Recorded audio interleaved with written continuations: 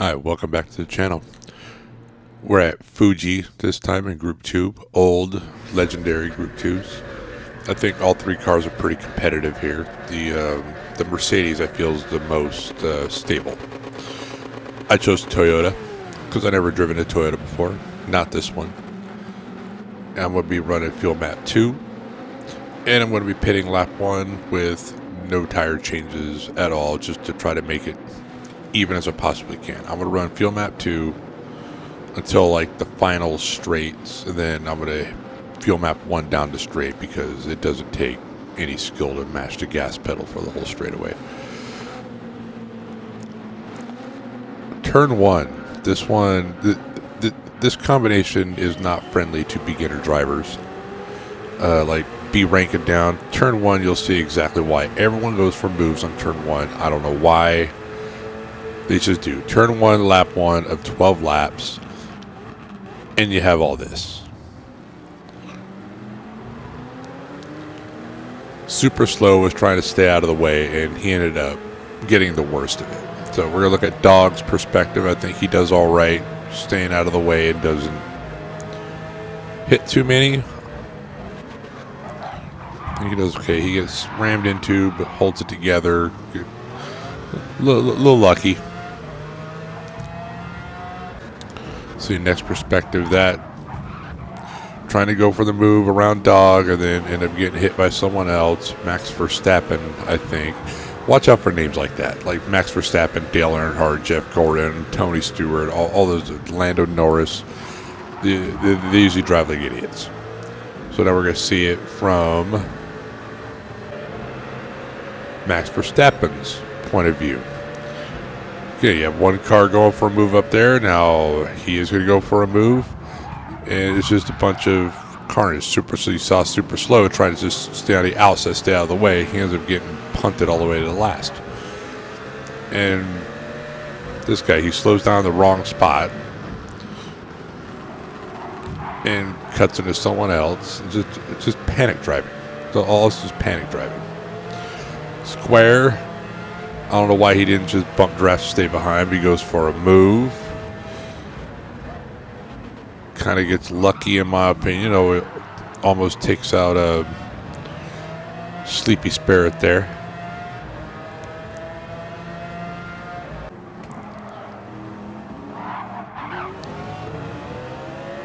Joe knows he's not going to have a good run on the inside, so he lifts off, gives Square some space, and continues on. This is how to do it, right here.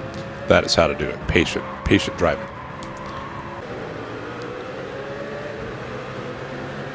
Just another perspective. Again, got 3 cars now, all going for moves into turn 1. Well, 3 cars cut on the inside, going to go for a move into turn 1, and then you have all this stuff going on.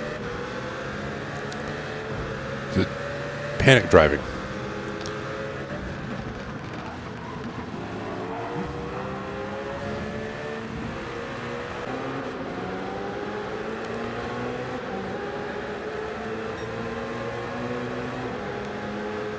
I think he ends up eating it right into Verstappen when Verstappen decides to slow down right here. So he got lucky. All right, back to the race. So we're just going to stay out of trouble. You know the drill by now if you've been watching this channel. Stay out of trouble. Don't engage with anyone. Slow it down if you have to. Stay away from everyone. You see how here I'm staying way on the inside. Another corner where stuff happens, and give room. Give more than enough room. These are Group 2 cars. No one knows how to drive these at this level, so you're going to be expecting a lot of problems. So you have B rank drivers driving Group 2 cars like they're Group 4 cars, going side by side into turns that just aren't going to work, and then you have all this. So we're in first lap. We're already up to P10. And we're going to go into the pits. we're not going to take tires, come out in clean air. I don't recommend this strategy. Good strategy, anywhere between lap 5 and lap 7. Do your pit, depending on what the field's doing.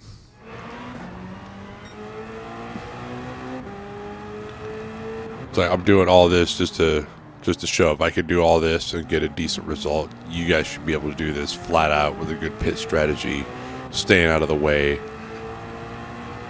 giving room. Don't overdrive, because these cars are so easy to overdrive. Don't overdrive these cars. You will wreck out.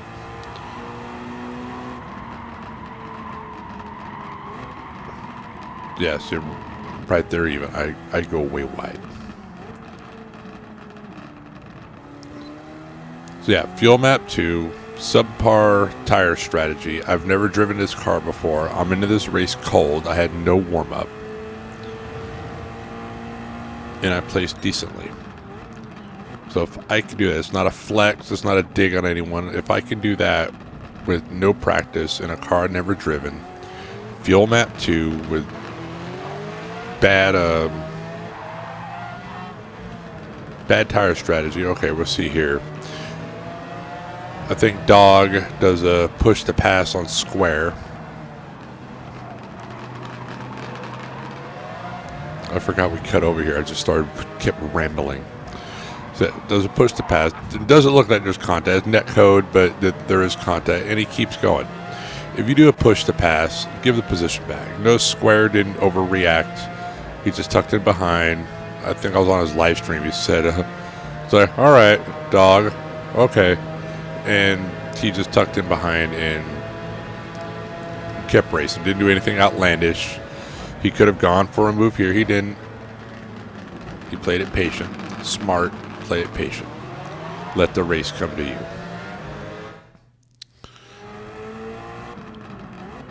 So here, still lap 2, all that happened, and then I cut back to where I was when I noticed Dog overtake square.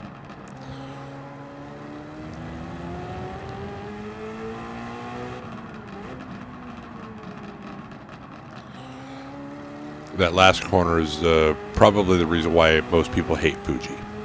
I did too. I don't mind Fuji now. You master those last 2 corners and the rest of the track becomes pretty easy.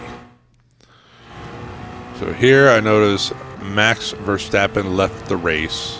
So we're going to cut over and see what happened.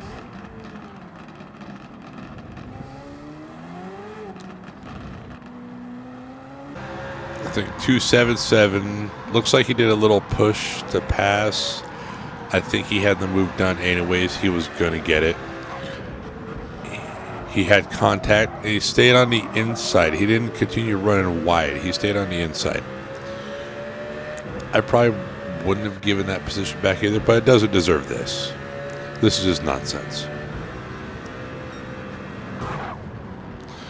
That's why you watch out for these famous names on here, because they drive like that. And here we go. Of course.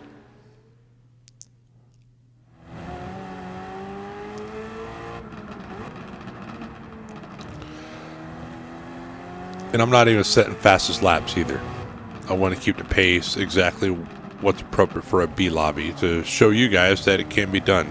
You follow the 4 rules. Don't engage in a group of cars, which mostly I haven't done unless I had to, and I did. If I did, I try to steer clear of them, slow it down, overslow the car if I need to, just to steer clear of them. 2, don't pass on anyone on the outside you don't trust. This includes friends. This includes everyone you don't trust. And if you do, keep it really wide. Make friends and allies. Didn't get much of a chance here. Don't overreact. I'll show you some examples like Square. Don't overreact. He didn't overreact to Dog pushing him a little wide. He just tucked it behind and kept racing. So here I'm just showing all the people I'm passing in the pits, because I just had clean air. It just kept driving while they all fought and battled. Basil runs way wide. It's another just free position. And all we're going to do is just try to hit our apexes, hit our lines, don't overdrive the car. If he wants passed bad enough later on, I'm probably going to give the position to him if he gets close enough to do it. So I have worn out. I'm getting my tires worn out. These guys are on fresh tires, so they're going to naturally be faster if they hit all their lines appropriately. So, but this is a B rank lobby. They're probably not.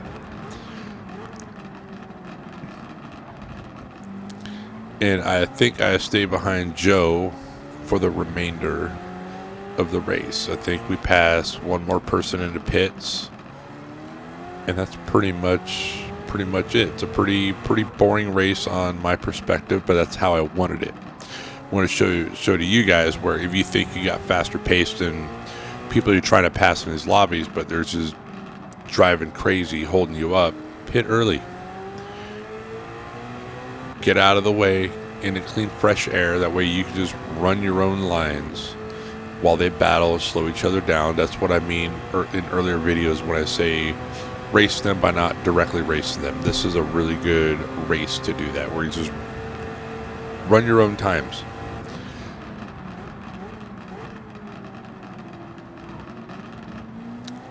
Don't know really what else to say about it.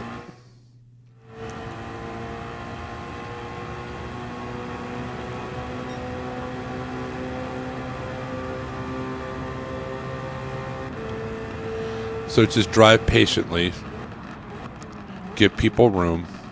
If they're faster than you, let them pass. That'd be like rule number 5 I would add on top of Luke Elliott's 4 rules. I would add rule number 5, let them pass. That would be kind of the equivalent of don't engage with cars. If they're faster than you, you know they're faster than you, let them go. You're not going to win that battle. You're likely to wreck out before them. You're likely to make a mistake before them if they're faster and got better pace. So if you notice them gaining on you a second a lap and they catch up to you, let them go. If they're faster than you in front and you're using a slipstream to catch up, don't try to go for moves in the corners. They're faster than you. The slipstream is making you think you're keeping up really with a faster driver when you're really not. You're still making the mistakes. It's just masked by the slipstream. So don't go for the move on the faster driver.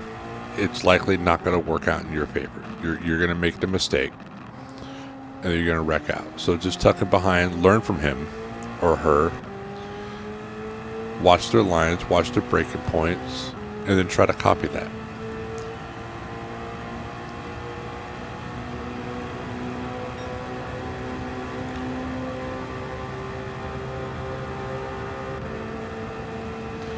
So P5 from the back on a car I've really never driven, with no warm-up, no practice, with a bad tire strategy, fuel mat 2, and it's P5. Racing patiently, not getting involved in battles, just avoiding contact whenever I can. No one seemed to be wanting to come up behind me and pass. Otherwise, I probably would have let them go. So I didn't get a chance, opportunity to show that.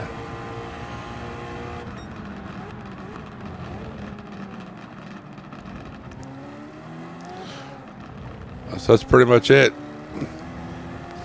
Hope you enjoyed it. Hopefully you can apply this. Get out there, go race. Sorry for my narration. I am tired. I'm going to bed. Just want to get this video out there for you guys. Try to do this once a week, at least. Unless I find other races that have things I want to note.